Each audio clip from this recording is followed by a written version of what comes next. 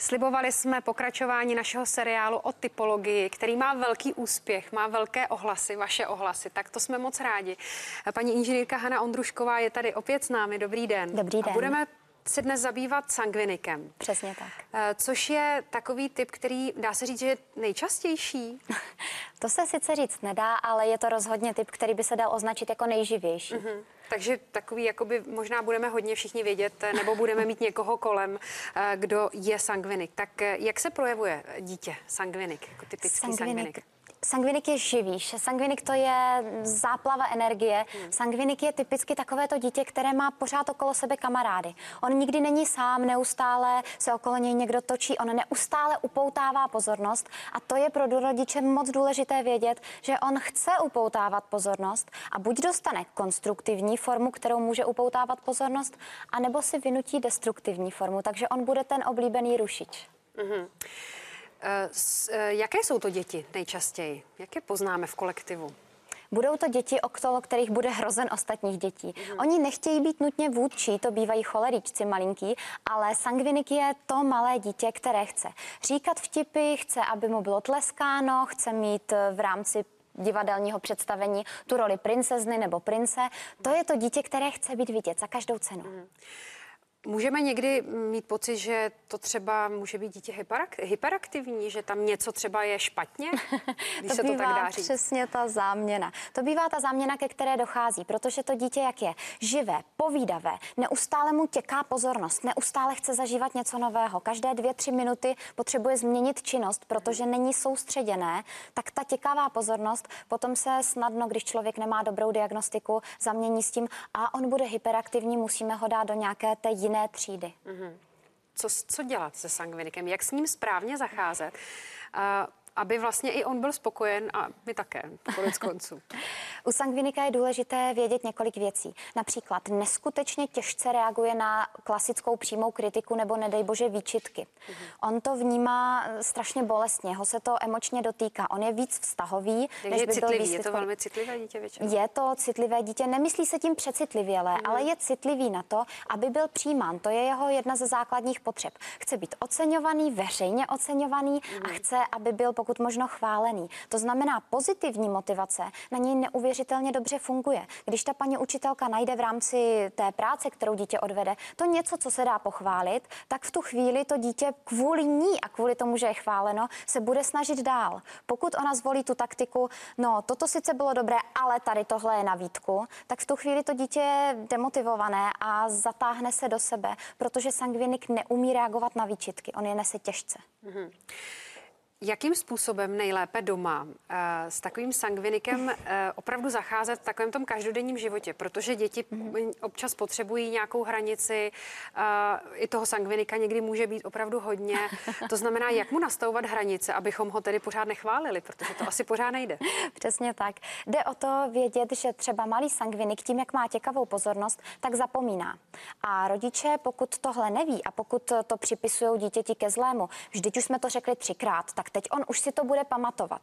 Tak pak jsou neskutečně rozčarovaní, protože malému sangvinikovi, který má svou mysl každých 10 vteřin někde jinde, můžete připomenout i 10krát a rodiče rozčaruje, že i po 11. stejně znovu zapomene. To znamená raději mile připomenout i po 25. byť chápu, že na nervy rodičů už je to... To trpělivost, to je jako trpělivost slona teďko, no to o čem mluvíte. Ale stojí to za to a navíc je dobré vědět, rozdělit činnost na menší úseky. Chápu, že v té třídě je to trošičku obtížné, když tam má paní učitelka 25 dalších dětí, ale doma to jde, protože nevydrží dlouho u systematické činnosti a mívá špatnou koncovku. Sangvinické děti vynikajícím způsobem rozjíždějí činnosti. Oni se do toho pustí, oni jsou nadšený, maminka jásá a má za to, vidím, že to dělá dobře, můžu to pustit z hlavy. Chyba. Sangvinik má vynikající začátek, ale špatný konec. To znamená velká pravděpodobnost, že za 10 minut upoutá jeho pozornost něco jiného, on to nedodělá. A maminka potom jako přichází rozčarovaná a začne vyčítat a jsme zase v té spirále. Jak ho donutit, aby to dodělal? Už donutit je slovo, které není šťastné. Pokud chce jít pryč a musí to někdy, ty domácí úkoly se prostě musí třeba dodělat, tak jak ho k tomu přimět teda, když použiju jiné slovo? Když to řeknu velmi zjednodušeně, ten rodič by, pokud na to má ještě sílu a nervy, měl zkusit najít něco, co to dítě motivuje a udělat mu z toho trošičku hru. takový ten styl, tak pojď a teď si budeme hrát v tom smyslu, když tohle, tak potom tohle, nenutně slibovat věci nebo dávat hračky, sladkosti, to není potřeba, ale udělat z toho hru, protože sangvinik se chce bavit. On není člověk na předpráce, potom zábava. On je člověk zábava, zábava, zábava a potom ještě zábava. No, výborně. Jaká je taková ta temnější stránka toho sangvinika?